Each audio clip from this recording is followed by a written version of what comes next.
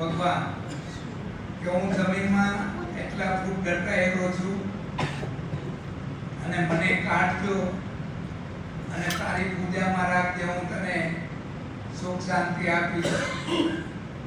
એટલે નિશાની આપી ત્યાં ખોઈતું તો ત્યાંથી મૂર્તિ પ્રાપ્ત થઈ. હવે એ મૂર્તિ બહુ નાનકડી છે, એને ક્યાં ધાતુની છે કોઈને ખબર પડતી નથી, કોઈને. અને આખા ગોહિલવાડમાં એના ઈષ્ટદેવ તરીકે છે, કોઈ એના હમ ના ખાય એટલા બધા દાદાને માને છે આખું પરિવાર. પછી દાદાના મનમાં એમ થયું કે ગામ વસાવું, ગામ. તો પેલા દાદાનું મંદિર, પછી ગામ. પેલા મંદિર બનાવવું, પછી ગામ વસાવું, એટલે એનું નામ પછી ગામ પડ્યું. ને ભગવાનનું નાનકડું એવું મંદિર બનાવ્યું. એ મંદિર જૂનું પુરાણું થયું એટલે એની કાંઈક ઈચ્છા હશે તો આખા ગોહિલવાડ સમાજે ખૂબ જબરજસ્ત ફાળો આપીને કરોડો રૂપિયાને ખર્ચે મંદિર અટાણે તૈયાર થઈ ગયો છે. એમાં ભગવાન મુરલીધર દાદાને પધરાવાના છે. એટલે પછી મને એમ થયું કે પ્રચલિત મૂર્તિ છે તો આપણે દર્શન કરી આવીએ. મેં હા પડી તો એ બધા રાજી થયા. પણ એ બધાને વાત કરીને મેં આવું ખરો, એક શરતે આવું, આ તમારા 22 તારીખથી 28 તારીખ સુધીનું જે આયોજન છે એમાંથી તારીખ તમે નક્કી કરો, એ તારીખે હું આવું. તો કે 26 તારીખે આવું.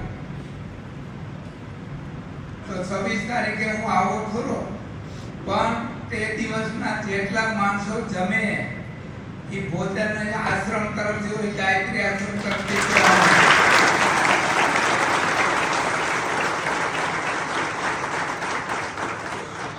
એટલે એને સ્વીકાર્યું.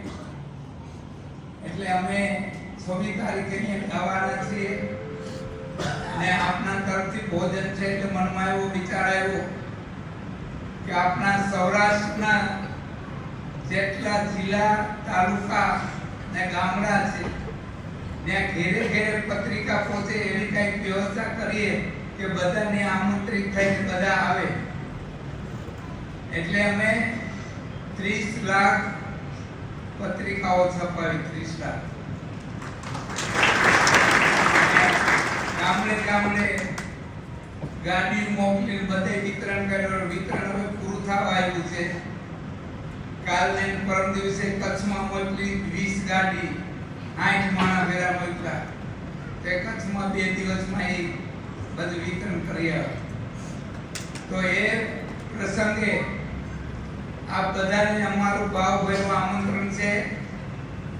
જેને કોઈને દર્શન કરવા હોય દર્શન કરવા અને પ્રસાદ લેવા બધા એવી અમારી ભાવના છે. અમારે એક આમંત્રણ દેવાનો તક હતી એટલે એટલા માટે, અને આ બાળકો ઘણા સમય ત્યાં રાહ જોવે એ માટે, અને દ્રષ્ટિઓને પ્રમુખો બધાને કીધેલ કે હું આવી શકવા, એટલે એ રાહને માટે આજે અમારે આવવાનું થયું છે.